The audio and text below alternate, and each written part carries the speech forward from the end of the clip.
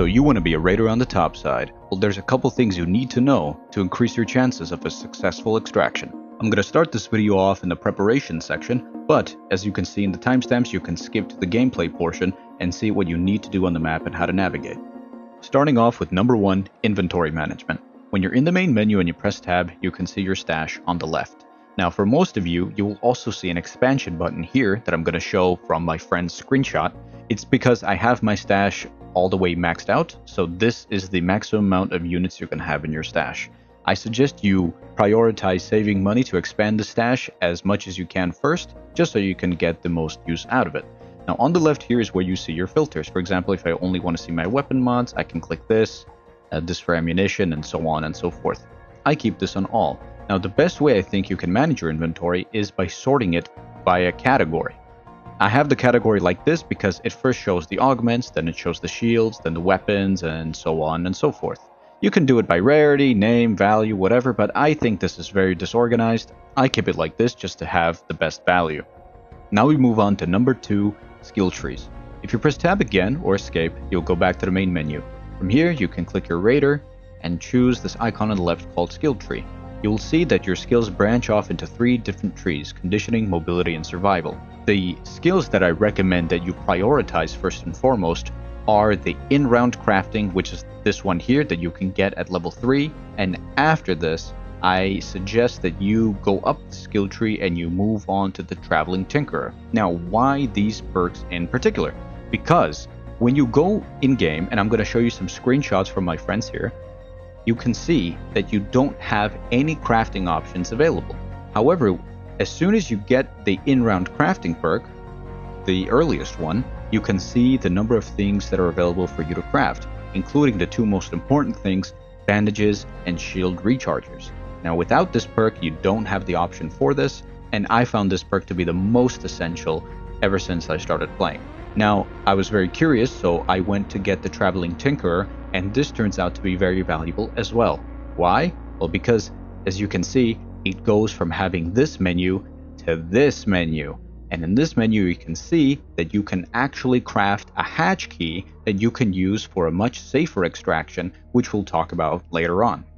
And from this, we move on to number 3, loadout management. So if you go back to our inventory menu, you can see I left this empty for the best representation. I'm going to show you what each of these slots represent. Now starting off with shields. You can see here, you can equip a shield. This is a light shield and this is a medium one. But look at this, I can't equip it. Why? Because I need an augment for it. Now augments allow you to have special benefits depending on which one they are. You have combat, looting, and tactical. So if I wanted to equip a medium shield, for example, I need to equip a combat augment. So let's do that right here. You can also see that it increased my inventory space. It went from having 10 slots, 10 backpack slots to 16, and it also increased our maximum carry weight. You see it here, it's 51, but without it, it's only 36. Here, as you can see, I can equip the medium shield now. Quick note before I go on, it is important to note that the heavier the shield, the more it can slow you down. As you can see with the medium shield, it reduces your movement speed by 5%. However, the damage reduction and the charge of it is increased as opposed to the light shield. Now, let's say we're happy with the light shield, but we want to be able to carry more things. No problem. Well, you can equip the looting augment, which allows you to carry even more things in your backpack and gives you, I believe, is that? Yeah, it gives you even more carry weight capabilities. And finally, you got the tactical one. I personally don't use this. I don't see too much of a benefit from it, but you can see you have 4 quick use pockets here. But with this, you have 5, and obviously with the better marks of it, which, you'll unlock over time, you will have an even bigger benefit as compared to the Mark 1s. A quick note about augments. When you go in with a free kit, you actually are equipped with a free kit augment, and if you manage to extract, you can use that free kit augment to exchange it into a Mark 1 of any of the 3 augments that I described to you. As you can see here, for the purpose of this video, I exchanged my free loadout augment for the tactical one at this trader over here. Now moving on from this to weapons. Firstly, I'm gonna unload my backpack, which I can do here with this button. you can see that you have 2 slots available for your weapons. Now most of you are going to start off with Pharaohs, Rattlers, and Stitchers. I'm not going to get too detailed into weapons in this one. Maybe I'll make another video about it if you're interested. Now let's say I want to go in with a break action rifle, so I want to go in with a Pharaoh. And I want to go in with an SMG, so let's take the Stitcher. Now as you can see, after equipping both weapons, my carry load went from 0 to 14, which is almost half of my carrying capacity without any augments. It is important to balance it because you may find weapons in game that you want to take out, but your carrying capacity may not allow you to. So keep this well balanced. And finally, before we go in, I would like to show you how you can track resources so you can manage your item logistics easier. Now, as you can see, I have all the workbenches available, but my utility station is on level 2. So I click on here and I want to level it up.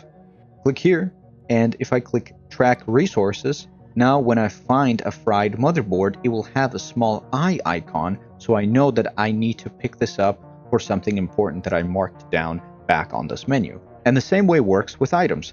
Let's say I want to prioritize sensors and advanced electrical components so I can make radar hatch keys. I can just click it here.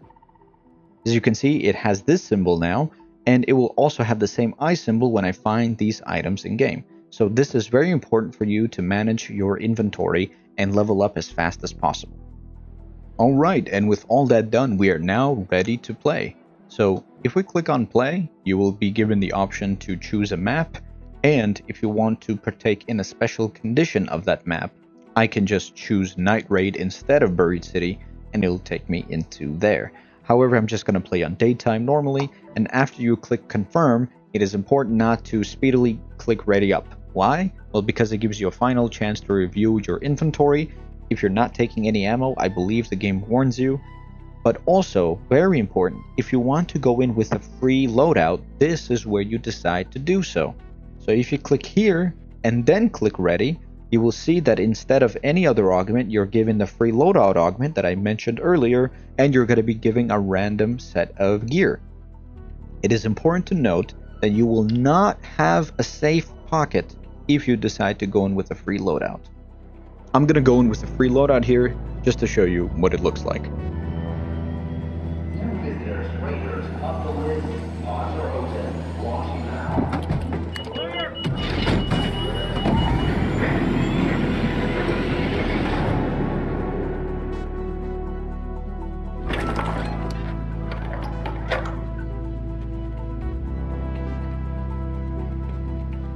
So when you go in the game, if you have an objective on the map you're going to, you're usually going to get an incoming transmission, which is pretty cool, basically giving you a few lines of dialogue and explain a bit more about your quest. So if we click M, you will see that you have your quest that you have taken from various traders.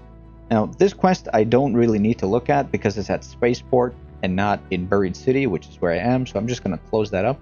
But here is the more important thing. You see here, you have your tracked resources, so everything that you decide to track you can see here. And not only that, but you can also hover over those items and you will see where they can be found. So for example, if I'm looking for the fried motherboard, you will see here it says it can be found in technological areas. So now when I zoom in, I can see, oh look, see, on research it says I can find medical and technological loot. Same for space travel, commercial and technological. So now I know that these are the buildings that I can prioritize when I'm out there doing my quests and trying to find important loot. Now furthermore, if you click on your logbook, you will also see trials. This will show when you reach level 15. These are missions that you do. It's sort of like a battle pass thing, but I'll let you discover that on your own. But also importantly, you have your daily tasks here that you can keep track of and do. Now more things about the map. If you zoom in, you will see that these are hatches, which is what you need the hatch keys for. Not every map condition has these available, so keep that in mind. Don't bring in a hatch key if you know that there is not going to be a hatch available, such as when there's electromagnetic storms, I think. Those are a special map condition that may not have a hatch available.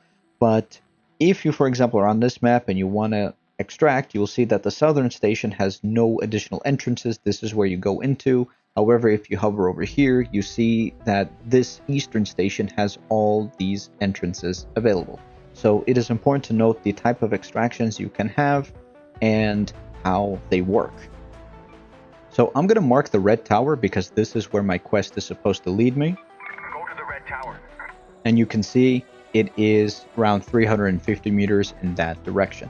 Before I go there, I believe it is best to show you how the quick item slots work and how shoulder switching works. Now, by default, shoulder switching is with the X button. So if you, for example, if there's a player or a robot right there, and I need to shoot him, I can do so by default like this. However, if let's say I am on the other side, so let's say there's somebody there, now this isn't the best way to shoot them unless I actually stand up and expose myself. However, if I want to peek on the side, this is how I would do it.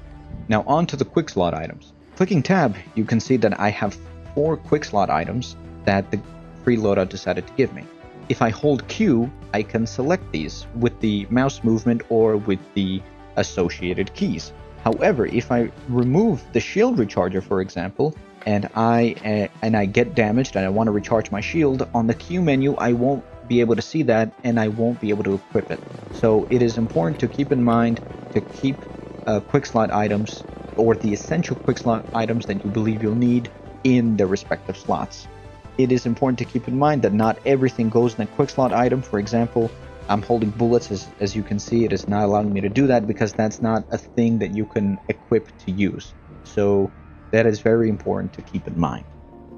Alright, and that I believe covers everything that is essential for you to know to get started in this game. That's been some of the hidden know-how that I've shown my friends that have found it very useful, so I thought it would be best to share it publicly with you as well.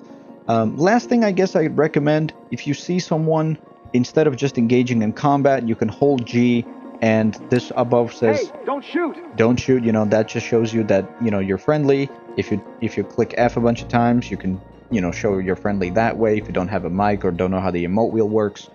But, yeah, most people here, especially in solo lobbies, and not in special map conditions, I've noticed are quite friendly. So, just get out there and get the feeling of the game for yourself. Other than that, thank you all so very much for watching. I hope this video has been very helpful. If it has been, it would be very helpful for me if you liked, subscribed, and shared the video. If you found it useful and would like to see more tutorials about combat, about how weapons, attachments, and enemies and enemy types work, feel free to let me know down in the comments and show your love for the channel in the video. Thank you so much for watching, guys, and I'll see you all later. Yeah.